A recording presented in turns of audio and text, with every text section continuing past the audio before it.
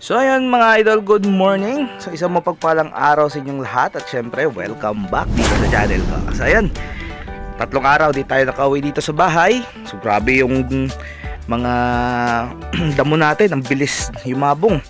So ayun, update muna tayo. Status check tayo ng mga alaga natin. Tatlong araw na sunod-sunod na ulan. So lalo na dito sa mga gapi natin. Ayan. So ayan, doon tayo magsimula mga pre.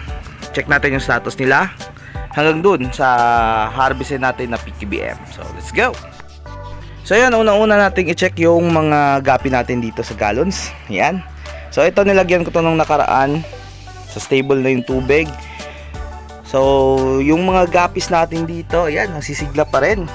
Kahit tatlong araw na sunod-sunod, napakalakas ng ulan. Pero goods na goods pa rin sila. Ayan. So kailangan lang talaga ng konting water change dito sa mga tab na nasa front kasi medyo madumi na. Pero all in all, goods na goods yung condition nila. So yan, dito tayo sa ating Japan Blue Gold Double Sword. Kamusta na nga ba sila dito? Ayun, goods na goods pa rin. So walang casualty kahit ganun kalamig yung panahon. So dito yung mga male natin na Japan Blue Gold Double Sword. Yan, napakarami. So goods na goods at gutom na gutom.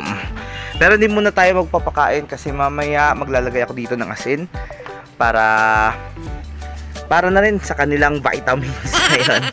So alam natin na yung asin ay natural antibiotic ng mga isda, lalo na sa tag-ulan. So puputulin muna natin to. Yan. So dito yung mga breeders natin, kamusta na? So ayun, nakikita ko pa sila. So goods na goods. Dito yung EBM natin. Ayan. So okay pa sila. Dito yung Dumbo Ear natin na mga breeders. Ayan, buhay na buhay pa rin. Yun. So halos na-check ko na to kanina mga pre at walang casualty. So kung nakikita nyo, ayan o, napakarami. So dito, yung mga male na Dumbo Ear natin, ayan, all goods. Goods na goods pa rin yung condition nila, ayan. So dito, yung silver koi gapi natin, ayan. Goods na goods, so buti dito umapaw. So meron naman tong overflow, ayan. So dito yung mga fry. Ayan, okay. So maraming fry na ng silver koi gapi na nandito. Ayan. So yung mga breeders natin, kamusta na? So ito punong-puno. So babawasan natin ito mamaya. So ayun. So goods na goods pa sila. Ayan. So ayun, all in all, yung mga gapis natin ay nasa iwan condition pa rin kahit napakalamig at grabe yung ulan. So ayun, dito naman tayo sa ating mga mollies. Let's go! So ayun mga pre, kung naalala nyo yung last video natin, nilagay natin dito yung mga fry na hinarvest natin dito. So nilagay ko na dun para safe sila. So nandun na sa ating harvested na PKBM. So dito, wow! Ayun naman mga pre, napakaraming fry na naman ng PKBM natin. At yung mga breeders natin na yan sa ilalim, kumakain sila. Kasi kanina nagpakain na ako dito. So yan, all goods. So far, napakaganda ng kondisyon pa rin nila kahit napakalamig ng tubig. At isang patunay dun, marami tayong mga fry. So dito yung fry ng ating Gold Dust Balloon Molly. So yan, napakarami. Yung iba malalaki na kaya hindi na lumalabas. So nandito na sila sa ilalim. So dito naman yung mga breeders natin, hala, napakarami na naman yung fry. Yan, tingnan nyo. So isang patunay na maganda talaga yung environment nila. Maganda yung status ng kanilang tubig.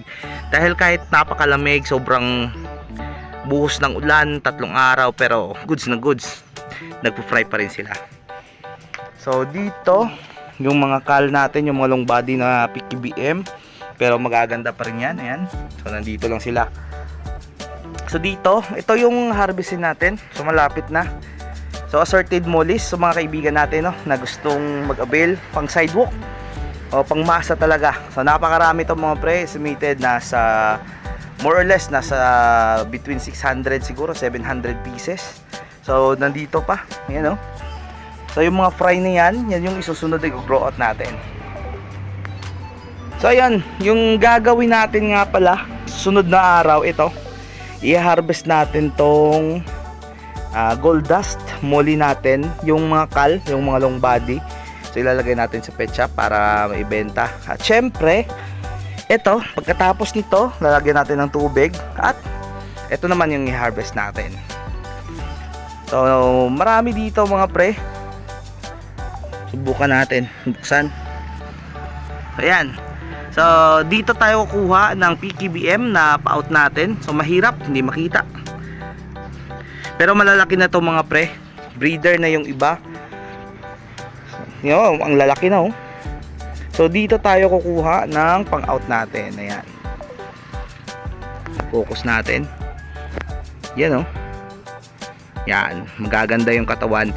So meron tayo ditong pa-out na lyre tail, meron ding round tail gaya nito oh. Hindi makita. Pero basta makikita nyo yan kapag nag-harvest tayo. So ilalagay natin ito sa shop para makita nyo ng malapitan. So siguro mga sa weekend ay harvest natin para naman yung mga kaibigan natin na may trabaho makakapunta sa atin Sabado at Linggo. So dito yung gold dust balloon molly natin. Yan. So marami dito mga pre. Yung nandito yung iba mga breeder na, yung iba semi-breeder, tsaka yung iba halo-halo to mga pre. Nandito rin yung mga fry. So hindi ko pa na-select. So mahirap kasi mainit na. Ayan oh. So ayan. Anyway, yung purpose natin dito ay mag-check lang naman ng status nila. So all in all, yung mga mollies natin ay goods na goods at walang casualty na nangyari. So ayun nga pala, idadagdag ko lang sa sa kaibigan natin na nag-PM sa atin kung bakit daw green yung tubig natin. Sa kaibigan, yung pag-green ng tubig ay wala tayong ginagawa dyan. So yung dahilan kung bakit nag-green yung water ay yung build up ng algae sa tubig. So dahil yan sa direct heat. So kapag naaarawan direct ng sunlight, yung tubig natin ay talagang magpuproduce ng mga algae. So makikita mo yung nag-green yan, so algae yan sa tubig. So ngayong linggo, 3 araw, 4 na araw talaga na hindi ako nakapagpakain dito sa kanila. Kaya hindi masyadong green yung tubig. At syempre, nalalagyan to ng tubig ulan. So ayun, baka magtaka kayo kung bakit ganito. Kahit ganito yung sitwasyon nila, walang casualty. So kung gusto nyong malaman yung dahilan, so kahit ako, hindi ko alam. Kakasa, pusas ko, para balaan mo. Kundi ka magloko. Oh! So, ayun. Basta yung ginagawa ko dito, naglalagay lang ako ng asin kapag malakas yung ulan at nagpapasok ng tubig. So, hindi na ako nagwo-water change. Nag-overflow lang ako ng tubig. Yung minsan, nagdadagdag lang ako ng tubig. So, ayun. Ganda. Ganda ng status ng PKBM natin ngayon. So, di ko to in-expect na ganito na naman yung fry na makukuha natin. So, after ng harvest natin ng PKBM doon, so, diretso na tayo sa grow out. So, siguro, yung PKBM na makukuha ko doon na maliliit, dito natin i-grow out. Para at least makita nyo at ma-vlog din natin ng malapitan at klarong-klaro. So, ayun mga pre, ito lang muna siguro yung masishare ko. Dahil ang hirap gumalaw ngayon, wala pa tayong tubig. So, meron ng mga sign, hopefully babalik na yung flowing system natin na nandun sa kalsada. So, magagamit na natin ulit yung ating mga pipes. So, maximize na natin yung production natin dahil meron na tayong flowing na tubig. At syempre, hindi na tayo mahirapan kapag nag-water change tayo ng mga tabs natin. So, ayun mga pre, maraming salamat sa patuloy na pag-support at panood ng mga video ko. Please like and share at syempre huwag kalimutan mag-comment down below para alam ko kung hanggang saan naabot yung video ko. So yun mga pre, maraming salamat. Happy fish keeping. God bless us all and bye-bye.